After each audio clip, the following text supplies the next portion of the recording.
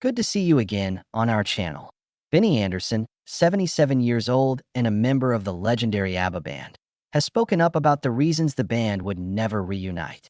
In spite of their phenomenal success, nearly 400 million records sold, 9.0.1 hits scored, and a smash musical inspired, the members of ABBA decided long ago that it was time to split ways and retire from live performances alike. Despite making millions of dollars together, what precisely transpired to cause the duo to break up? Nobody would dare reject down such enormous possibilities in this day and age, but these Swedish band members did, and we need to know why.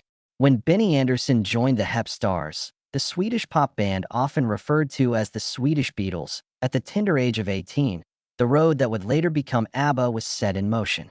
As the group's keyboard player, Benny swiftly rose to prominence. At the same time, the hootenanny singers included the gifted guitarist and singer Björn Ulvaeus. After becoming friends, the two talented musicians agreed to create an album together.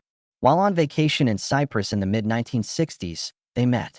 And Frid Lyngstad and Agnetha Faltskog were the girlfriends of Benny and Björn, respectively. As the quartet came to terms with the immense potential of their blended abilities and voices, this journey became a watershed moment in their lives.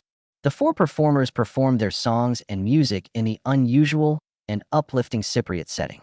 And it was the moment they realized they had something truly remarkable. Their chemistry and camaraderie as a band were palpable, and they were ready to take their thrilling journey to the next level by releasing their music to the world.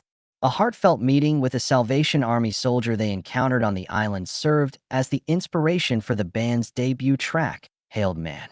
After meeting a Salvation Army soldier on the island, the members of ABBA were inspired to become one of the most famous pop bands in music history, marking the beginning of an incredible musical journey. The band members Agnetha, Björn, Benny, and Annie Frid came up with the moniker ABBA, an abbreviation of their first names, after toying with the fun name Festfolk, which means party people in Swedish. But in order to utilize the name, they had to negotiate with ABBA Seafood, a Swedish seafood company. The meteoric climb to stardom of ABBA is a tale as much about the band's distinctive style as it is about their music.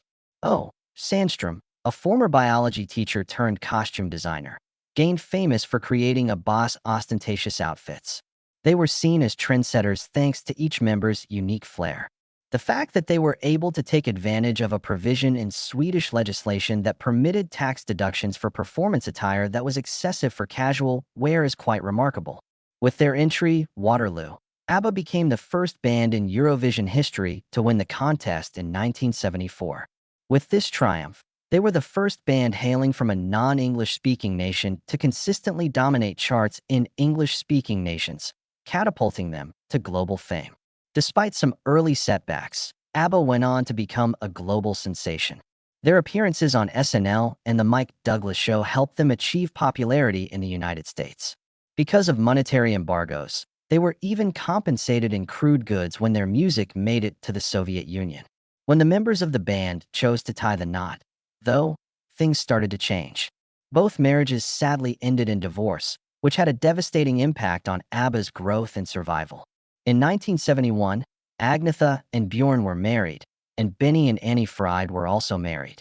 Their relationships ended when the band was at the height of their fame. By 1982, Agnetha had found it particularly difficult to stay in the band following her breakup, and the members of ABBA had chosen to part ways. They tied the knot just before ABBA won Eurovision in 1974. Agnetha met Björn when she was 19 years old. Since Björn found a new spouse so fast after their divorce, Agnetha had a hard time emotionally adjusting. The Winner Takes It All, ABBA's smash tune from that era, reflects the anguish of their divorce.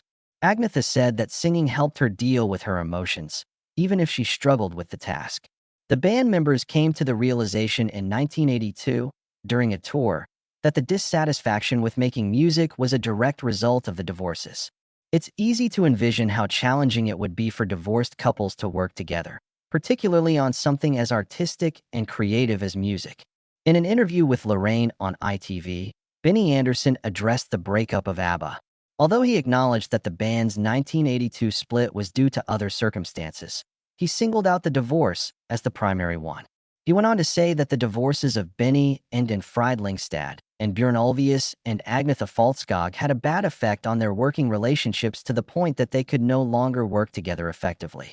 He went on to say in the interview that the breakup of ABBA was initially intended to be short-lived.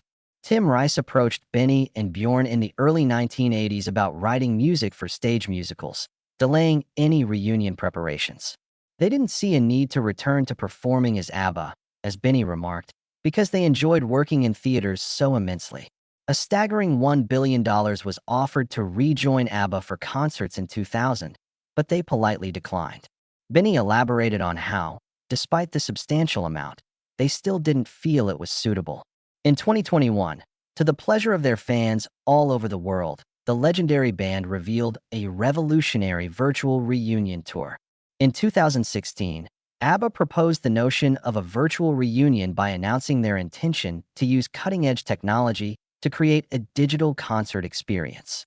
This grandiose undertaking sought to revive the band's live performance career in a fresh and exciting way by proposing a virtual tour that would feature digital representations of the band members, called avatars, who would perform in concert alongside a real band, offering an unforgettable experience. An encounter that seamlessly integrates past and present. Industrial Light Magic ILM used computer-generated graphics to create the avatars. Monitors flanking the stage show a completely computer-generated image, while an LED screen on stage makes it seem like the band is actually there. The audience's habit of staring at the screens, which make the band more visible, helps to sustain the illusion. Using motion capture suits and 160 cameras, the ABBA members were videotaped performing a 22-song set over the course of 5 weeks.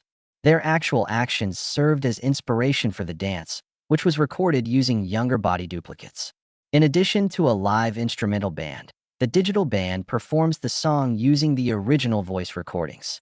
Yet how is it that this has transpired? According to 2016 news reports in the US, British entrepreneur Simon Fuller approached ABBA with the notion of making a VR version of the band. Meeting with ABBA was spotted by Fuller in London later that year. According to an interview Benny Andersson gave to the Swedish Daily Expressen in September 2017, the band ABBA was planning to go on a virtual tour using digital representations of themselves. In April 2018, the band members released a statement announcing that they have reassembled in the studio to record 2 new songs, Don't Shut Me Down and I Still Have Faith in You, while getting ready for their tour. The ABBA journey left on August 26, 2021, and the virtual concerts would start on May 27, 2022, in London, according to a press conference that was live-streamed from the Queen Elizabeth Olympic Park in London. A 10-piece live band played 22 of ABBA's songs with the group's avatars at the gigs. Little Boots play keyboards in the live band that James Wrighton of Klaxons chose. Said that in order to inject some energy into the performance, they incorporated both their most popular songs and some of their lesser-known favorites into the playlist. The concerts started in May 2022 and are now extended until May 2025. There's a chance they might go on until April 2026, when the ABBA Arena's authorization to be replaced with a housing complex expires. With over 1.5 million tickets sold and over $150 million in sales as of September 4, 2023, ABBA Voyage had outsold numerous significant live performances. The facility consistently earns over $2 million every week with a nearly flawless attendance record, selling over $5,105 worth of tickets at an average price of PS8. Andersson has also mentioned that there were a number of variables that led to the widespread decision to use this digital strategy. The band members, all of whom were in their late 60s and 70s, were well aware of the physical demands of a typical tour. Due to the physically demanding nature of live performances and the amount of travel involved, a digital format would be far more practical. Thanks to technological developments, ABBA were able to bring back their youthful identities and stage presence in a way that fans had never experienced before, reliving the glory days of their concerts. The real band members will no longer be performing live, thanks to the revolutionary ABBA Voyage concert engagement at the purpose-built ABBA Arena in East London. Tell me which ABBA song you love the most. Have you seen the new ABBA Voyage concert or listened to their music on their website?